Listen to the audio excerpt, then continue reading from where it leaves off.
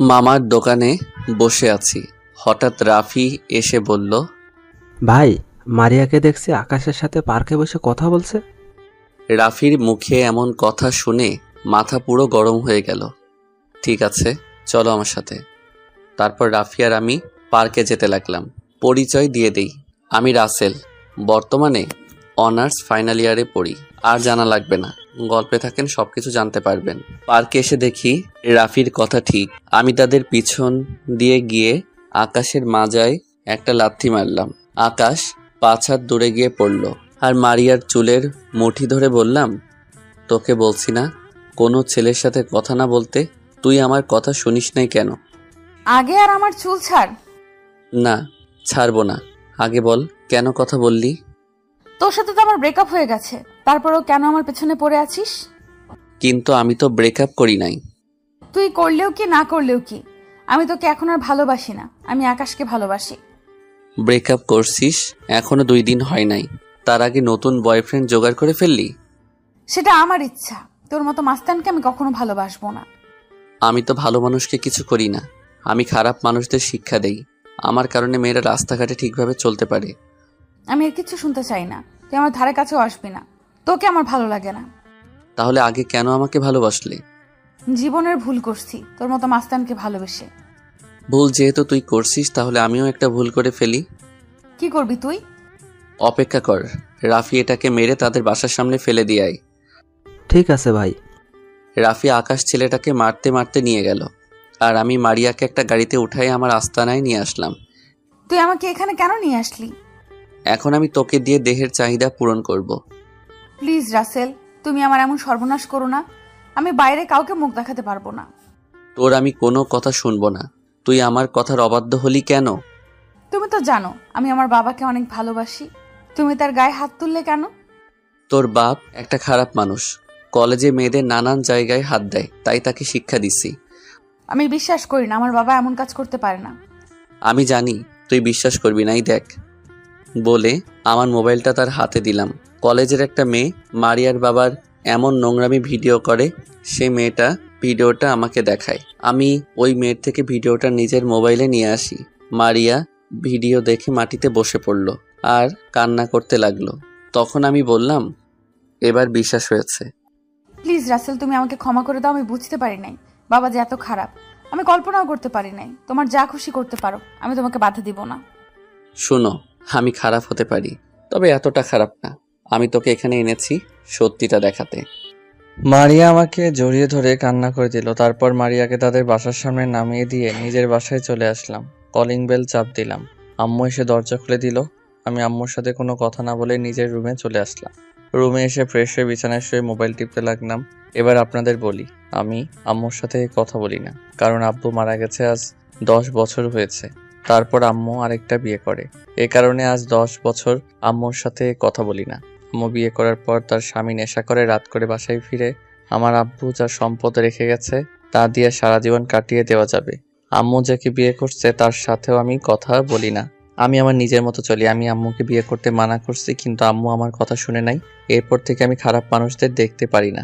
আর আমার বড় বড় নেতাদের সাথে হাত আছে, তাই পুলিশেও আমার কিছু করতে পারে না। তো যাই হোক, রাতে খাবার খেয়ে রুমে এসে শুয়ে পড়লাম। একটা কথা বলে রাখি, বাবা যে সম্পদ রেখে গেছে তার 3 ভাগের 2 ভাগ আমার নামে। এভাবে কিছুদিন চলে গেল। মারিয়ার সাথে আগের মতো কথা হয়।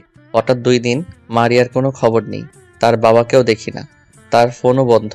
তাই একদিন কলেজে গিয়ে তার এক বান্ধবীকে জিজ্ঞেস করলাম মারিয়া কোথায়, কিন্তু সে বলল জানে না। তার সাথেও 2 দিন ধরে কথা হয় না। দেখতে দেখতে আরো 7 দিন চলে গেল। প্রিন্সিপাল স্যারকে জিজ্ঞেস করলে বলে মারিয়ার বাবা নাকি 5 দিনের ছুটিতে গেছে, কিন্তু 5 দিন তো পার হয়ে গেল, তার নাকি খবর নেই। আমি অনেক জায়গায় খুঁজেছি, কিন্তু কোথাও পাইনি। দেখতে দেখতে আরো 1 মাস চলে গেল। আমি এখনো মারিয়ার আশায় বসে আছি। গতকাল এমপি খবর দিল তার বাসায় যাওয়ার জন্য, তাই আজকে তার বাসায় আসলাম। আপনাদের একটা কথা বলে রাখি, আমি তেমন কলেজে যাই না। প্রিন্সিপাল স্যার কিছু বলে না, কারণ তিনি জানে আমি এমপির সাথে চলি। রাসেল, তোমাকে গতকাল আসতে বলেছি, তুমি আজকে আসলে কেন? ভাই, গতকাল একটু কাজ ছিল, তাই আসতে পারি নাই। তো বলুন, কেন ডেকেছেন? সামনে তো নির্বাচন আসছে, গতবার আমাকে সাপোর্ট দিছো, আমি চাই এবারও তেমন সাপোর্ট দিবে। আপনি কোনো চিন্তা করবেন না ভাই, এবারও আপনি নির্বাচিত হবেন। কারো সাহস নেই আপনার সাথে লড়াই করে জিততে। আমি জানি তুমি পারবে, যত টাকা লাগুক আমি দিব, শুধু আমাকে এবারও পাশ করিয়ে দিবে। ঠিক আছে ভাই, আপনি এক কাজ করুন, গরিবদের জন্য একটা হাসপাতাল, একটা স্কুল তৈরি করে দেন। দেখবেন সবাই আপনার পাশে দাঁড়াবে।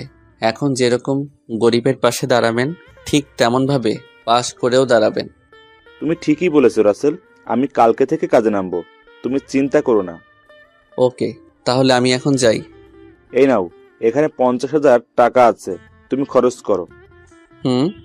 আমি টাকাটা নিয়ে মার্কেটে চলে গেলাম। তারপর গরিব অসহায় মানুষের জন্য কিছু খাবার নিলাম।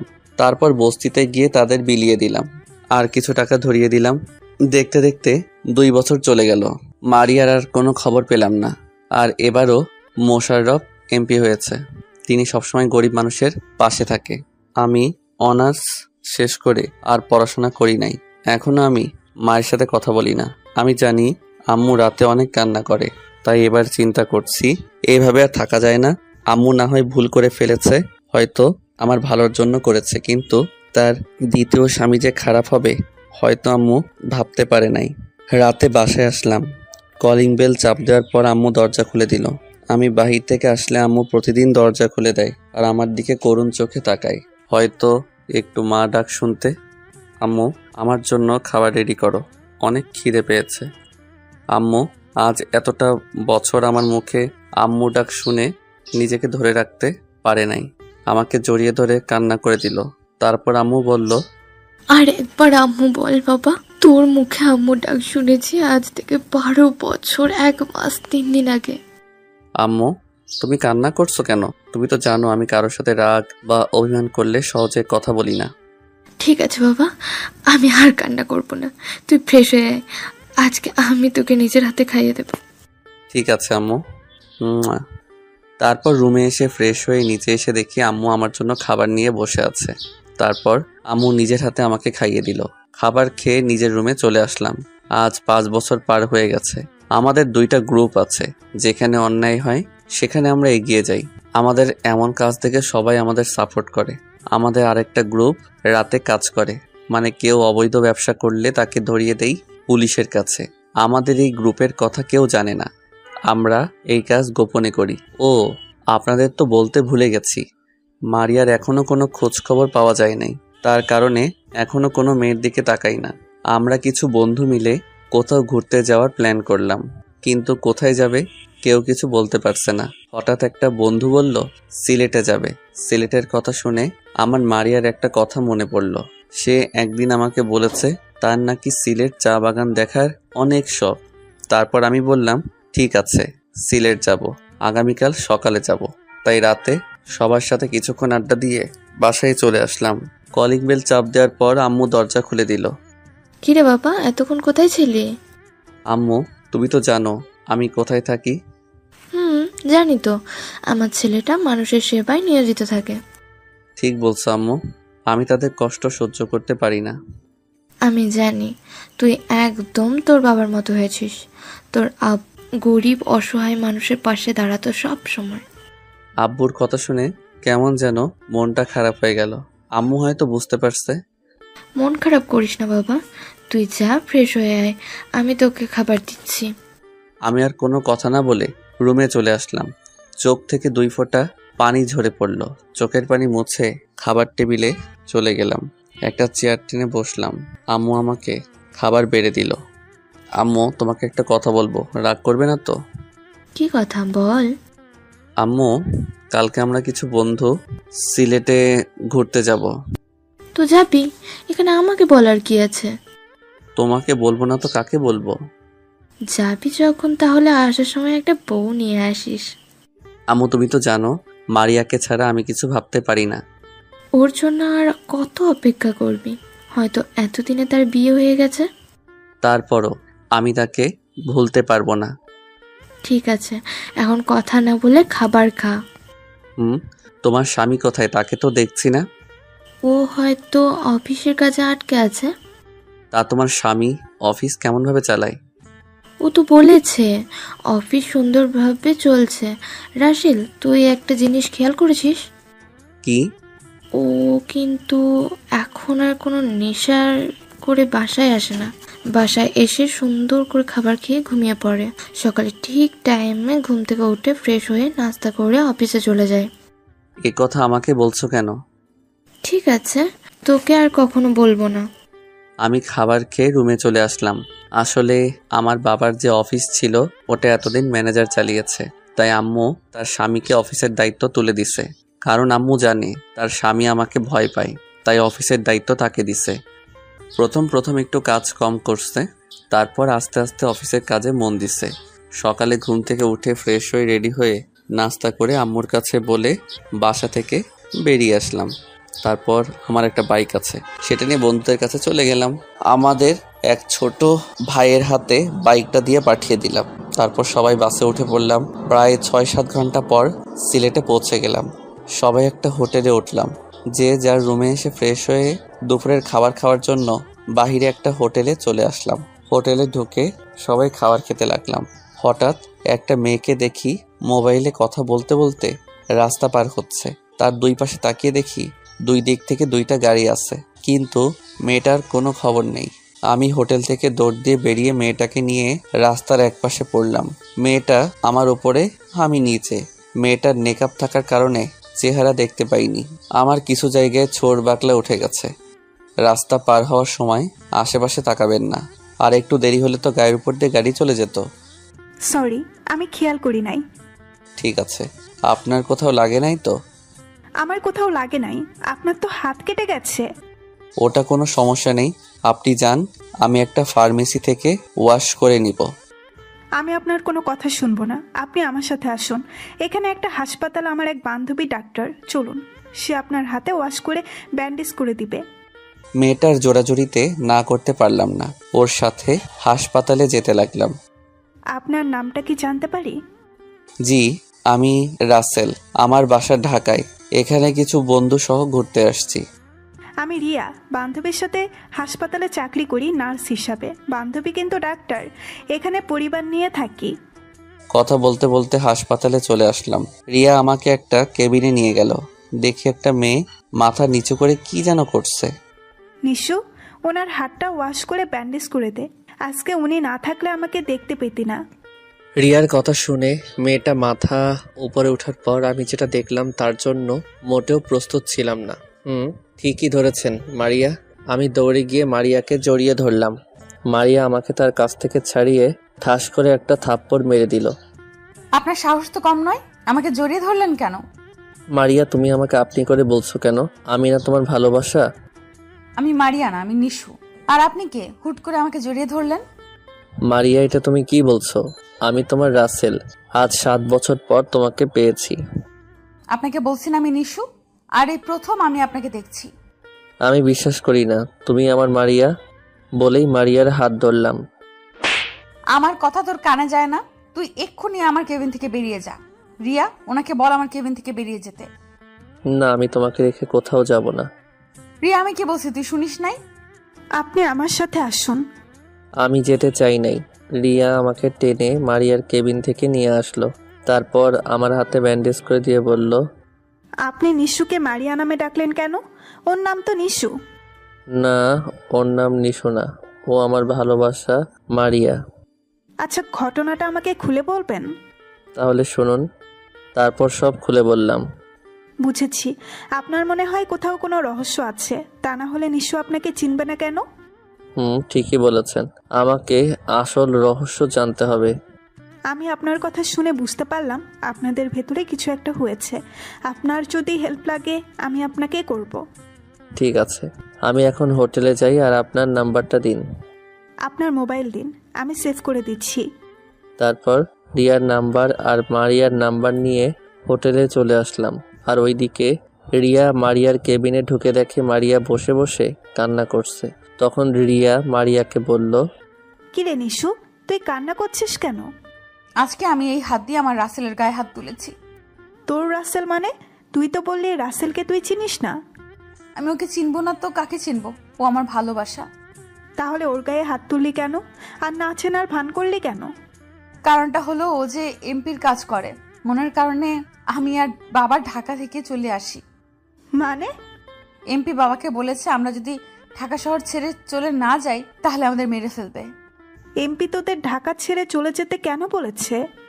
কারণ তিনি জানেন রাসেল আর আমি দুজন দুজনকে ভালোবাসি। রাসেল বেশিরভাগ সময় আমাকে দেয়। উনি রাসেলকে ডাকলে রাসেল ঠিকমতো যেত না, তাই তিনি আমাদের ঢাকা ছেড়ে চলে যেতে বলে। আজ 7 বছর পর প্রিয় মানুষটাকে দেখে অনেক খুশি হয়েছি। এমন কোনো রাত নেই রাসেলের জন্য কান্না করি নাই, কিন্তু তার এমপির কথাগুলো মনে পড়তেই অতীত ভুলে তাকে না চেনার ভান করছি। তাহলে তুই রাসেলকে সবকিছু খুলে বলিস নাই কেন? বলি নাই, যদি পরে এমপি রাসেলের ক্ষতি করে। তাহলে এখন সব খুলে বল। না রিয়া, এখন রাসেলকে সব খুলে বললে রাসেল কিছু একটা করে বসবে। আমি জানি রাসেলের অনেক রাগ, কারণ রাসেল তার মার সাথে রাগ করে 10 বছর কথা বলে নাই। এখন বলে কিনা সেটা জানি না। তাহলে এখন তুই কি করবি? ও তো তোকে হাসপাতালে দেখে গেছে। আমার মনে হয় ও তোর কাছে বারবার আসবে। সে আসলে মেসেজ করে নিব। আগে তুই আমাকে কথা দে, তুই রাসেলকে কিছু বলবি না, ও যেন সত্যিটা জানতে না পারে। ঠিক আছে, আমি সত্যিটা ওকে বলবো না। ঠিক আছে। আর একটা কথা, রাসেল আমার এই নাম জানে না। আমার পুরো নাম মারিয়া ইসলাম নিশু। এখানে আমাকে সবাই নিশু বলেই জানে।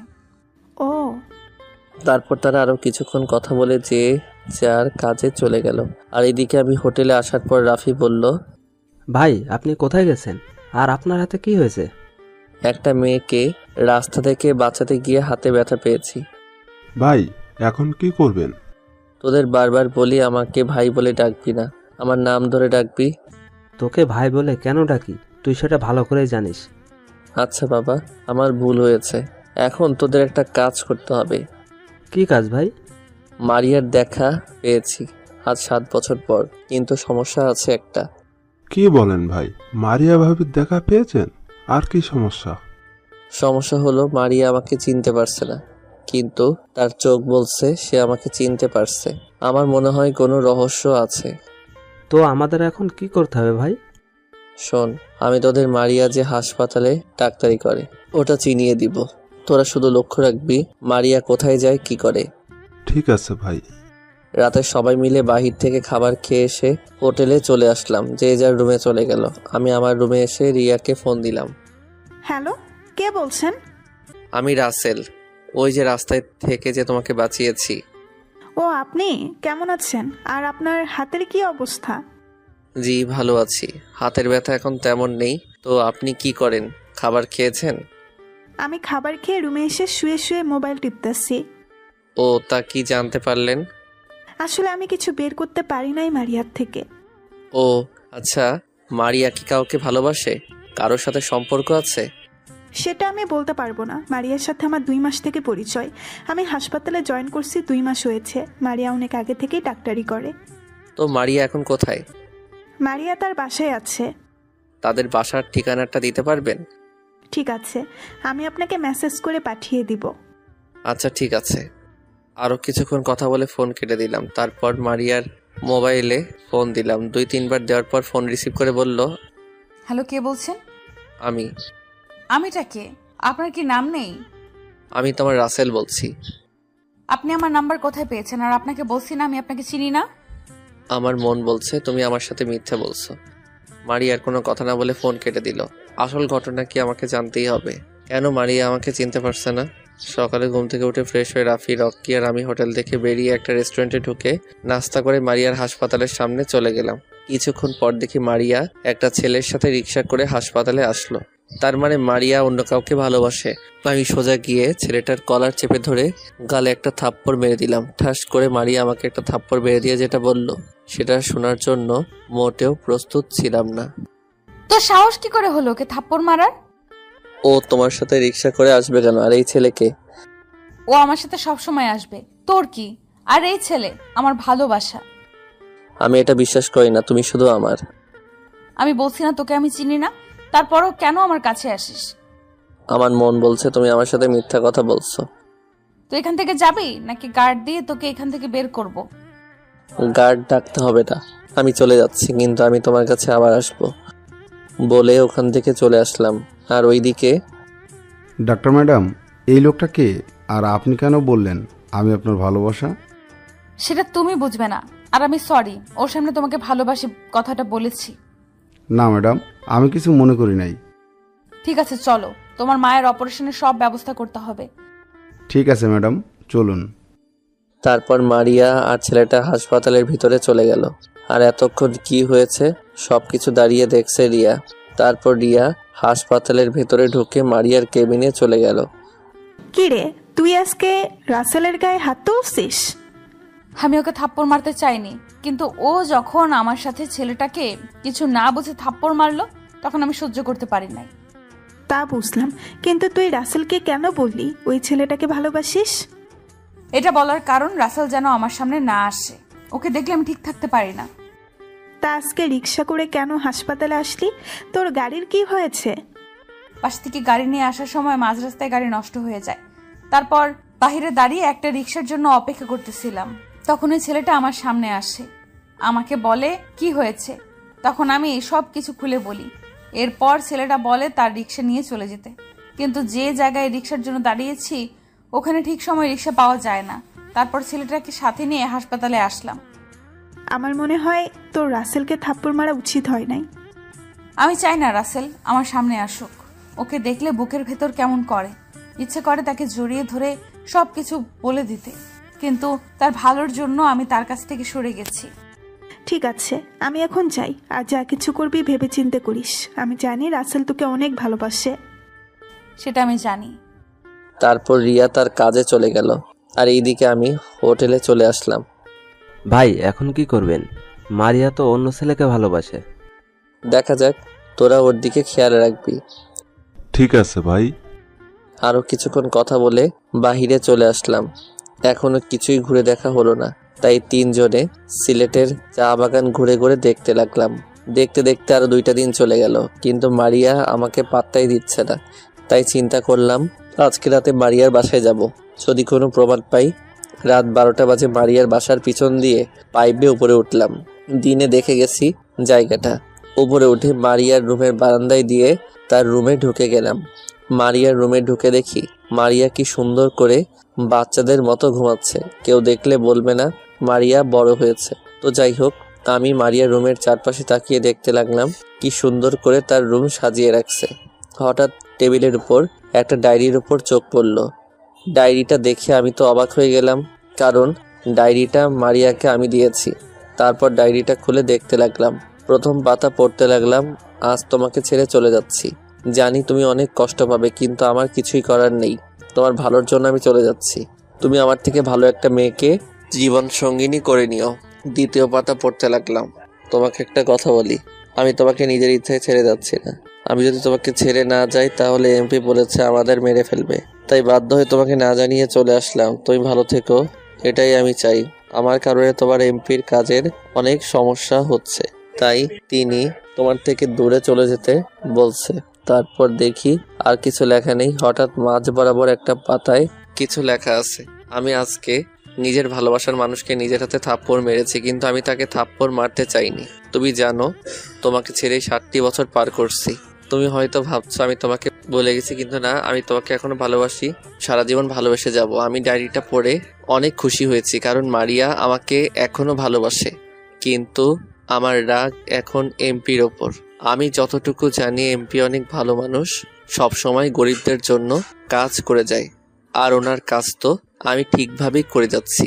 না, আমার সত্যটা জানতে হবে, কেন এমপি মারিয়াকে আমার জীবন থেকে সরে যেতে বলল। আমি মারিয়ার কপালে হালকা করে একটা চুমু দিয়ে বাসা থেকে বেরিয়ে হোটেলে চলে আসলাম।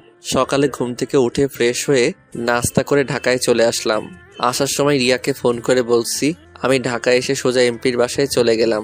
ভিতরে ঢুকে দেখি এমপি সোফায় বসে কফি খাচ্ছে। আমাকে দেখে বলল, আরে রাসেল, আজ হঠাৎ না বলে আমার বাসায় আসলে, কোনো সমস্যা হয়েছে?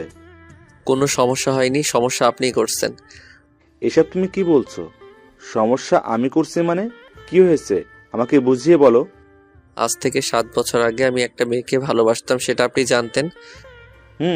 সেটা আমি জানি, কিন্তু মেয়েটার তো তোমাকে ধোকা দিয়ে কোথায় যেন চলে গেছে। চলে যায়নি, আপনি তাদের চলে যেতে বাধ্য করেছেন। কি বলতে চাও তুমি? কারণ আপনি তাকে আমার জীবন থেকে চলে যেতে বলেছেন, তাই সে আমার ভালোর জন্য চলে গেছে। কি দোষ করেছিলাম? আমি তো আপনার ডাকে সবসময় চলে আসি, আপনার সব কাজ করে দিই, তারপরও কেন মারিয়াকে আমার জীবন থেকে চলে যেতে বলেছেন? সত্যটা তাহলে জেনে গেছো? তাহলে শোনো, তুমিও মেয়েটাকে ভালোবাসার পর আমার কাজের প্রতি তোমার কোনো মনোযোগ নেই, আর ওই সময় নির্বাচন চলে এসেছে, তাই তুমি যেন আমার কাজে মনোযোগী হও, এজন্য ওই মেয়েটাকে আর তার বাবাকে ঢাকা ছেড়ে চলে যেতে বলেছি। এরপর তুমি আমার কাজে মন দিছো, আর আমি আবার এমপি নির্বাচিত হয়েছি। আপনি আমাকে বুঝিয়ে বললে হতো, আমি তো কখনো আপনার কথার অবাধ্য হই নাই। সরি রাসেল, আমার ভুল হয়ে গেছে, আমি বুঝতে পারি নাই। তুমি বলো ওই মেয়েটা এখন কোথায়? আমি নিজে গিয়ে ওকে নিয়ে আসবো। আপনাকে আর নিয়ে আসতে হবে না, আমি আর আপনার হয়ে কাজ করব না। যে মানুষটার জন্য নিজের জীবন দিতে রাজি, আর সেই আপনি আমার সাথে এমনটা করতে পারলেন? আরে ভাই, আমি যদি আপনার পাশে না থাকতাম তাহলে কখনোই আপনি এমপি হতে পারতেন না। আজকে থেকে আপনি আপনার মতো, আমি আমার মতো। আপনি আমার ভালোবাসার মানুষটাকে আমার কাছ থেকে 7 বছর দূরে রাখলেন। রাসেল, তুমি এমনটা করতে পারো না, তাহলে কিন্তু ভালো হবে না। আপনি যা করার করুন, আমার কিছু যায় আসে না। আমি আমার ভালোবাসার মানুষের কাছে ফিরে যাব বলে এমপির বাড়ি থেকে বেরিয়ে আসলাম। তারপর নিজের বাসায় এসে কলিং বেল চাপ দিলাম। আম্মু এসে দরজা খুলে দিল। কি রে, তুই আজকে বাসায় আসবি, আমাকে তো বললি না? আসলে আম্মু, হঠাৎ কাজ পড়ে গেছে, তাই আসতে হলো। ঠিক আছে, তুই ফ্রেশ হয়ে নিচে আয়, আমি টেবিলে খাবার দিচ্ছি। তা তোমার স্বামী কোথায়? তুই তো জানিস ও এখন অফিসে আছে। ও আচ্ছা, আমি ফ্রেশ হয়ে আসছি বলে নিজের রুমে চলে আসলাম। তারপর ফ্রেশ হয়ে নিচে চলে আসলাম, একটা চেয়ার টেনে বসলাম। আম্মু আমাকে খাবার বেড়ে দিল। আম্মু, একটা খুশির সংবাদ আছে। কি খুশির সংবাদ? আমি আমার মারিয়াকে খুঁজে পেয়েছি। কি বলিস? তো এখন সে কোথায়? ও এখন সিলেটে আছে, আর ও এখন একজন ডাক্তার। আজ 4 দিন হয়েছে তাকে দেখছি। 4 দিন পর তুই আমাকে বলছিস, আর আগে বলি নাস কেন? আমি ভাবলাম তোমাকে বাসায় এসে বলবো।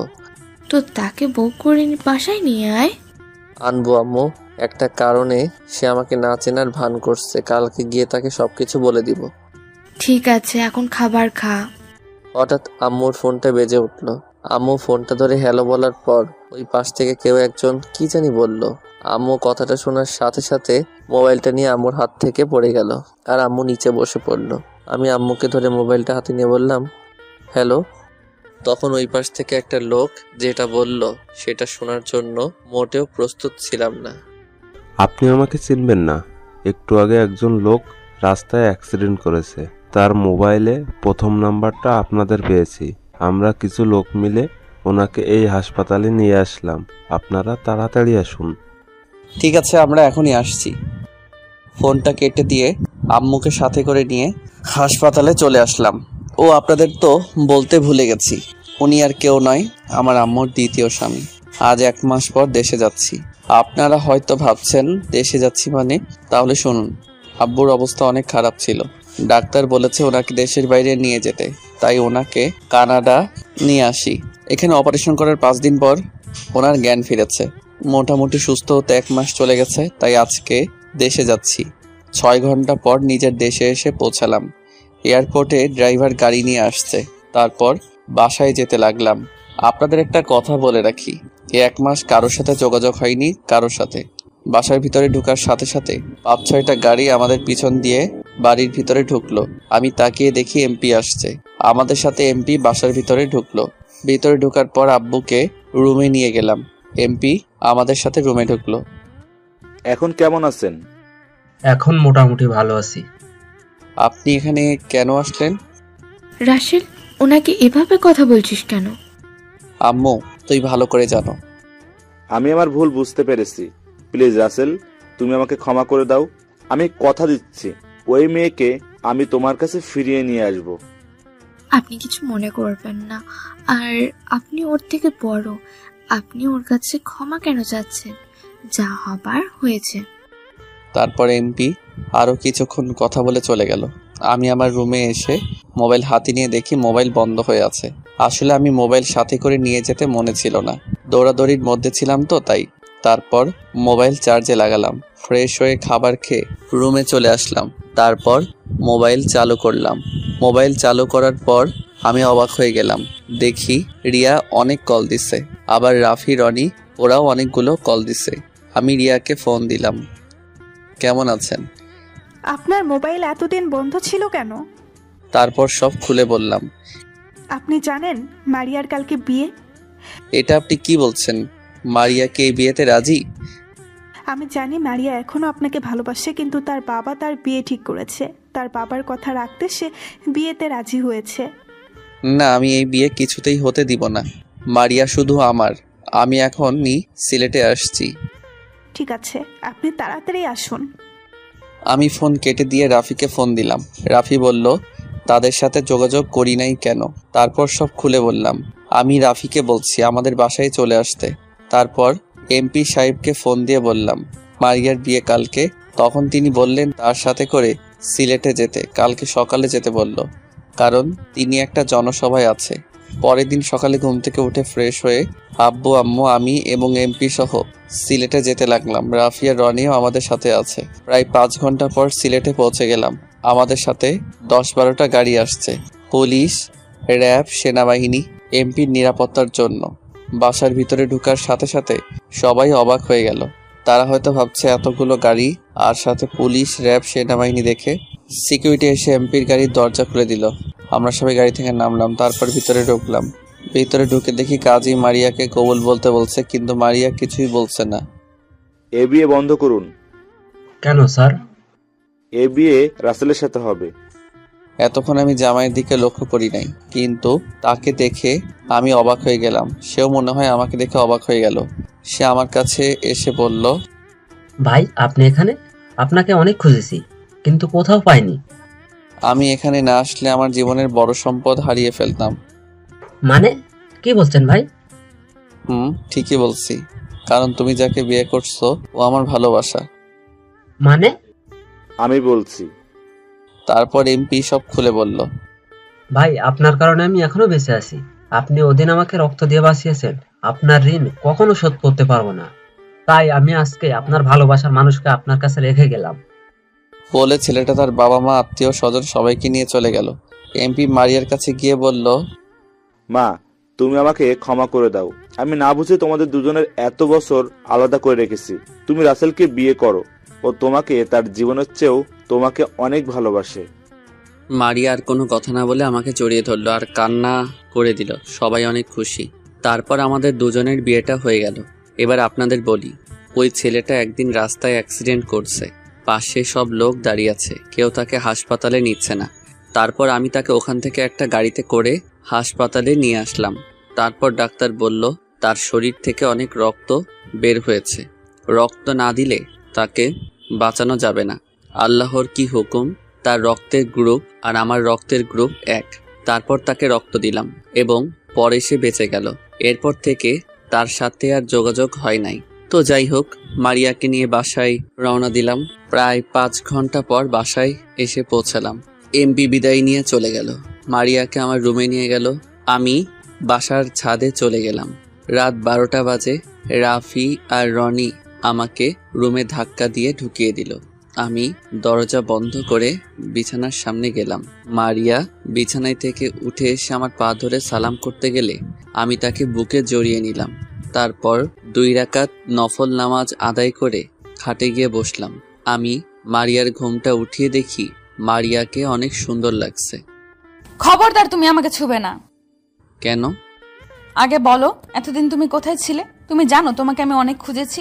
পরে রিয়ার কাছে জানতে পারলাম তুমি নাকি বাসায় চলে গেছো। ও এই ব্যাপার, তাহলে শোন। তারপর বাবার কথা খুলে বললাম। তাই বলে কারোর সাথে যোগাযোগ করবে না? আব্বুকে নিয়ে দৌড়াদৌড়ির মধ্যে ছিলাম আর আমি মোবাইল বাসায় রেখে চলে গেছি। ও, তুমি চোখটা বন্ধ করতো। কেন? আগে বন্ধ করো, তারপর তোমার জন্য একটা সারপ্রাইজ আছে। আচ্ছা ঠিক আছে। মারিয়া চোখ বন্ধ করার পর আমি ডায়েরিটা বের করে তাকে বললাম, এবার চোখ খোলো। তুমি এই ডায়েরি কোথায় পেয়েছো? তুমি জানো আমি ডায়েরিটা অনেক জায়গায় খুঁজেছি। ডায়েরিটা তোমার রুম থেকে নিয়ে এসেছি। আর ডায়েরিটা না ফেলে আমি তো সত্যিটা কখনো জানতামই না। তুমি কিভাবে আমার রুমে ঢুকেছো? সেটা তোমার জানা লাগবে না। এখন তো রাত অনেক হয়ে গেছে, আমরা কি বাসর করব না? কোনো বাসর হবে না, তুমি আমাকে অনেক কষ্ট দিছো। আমি তো কোনো কথা শুনবো না, আমি তো বাসর করবই বলে মারিয়ার দিকে এগিয়ে যেতে লাগলাম।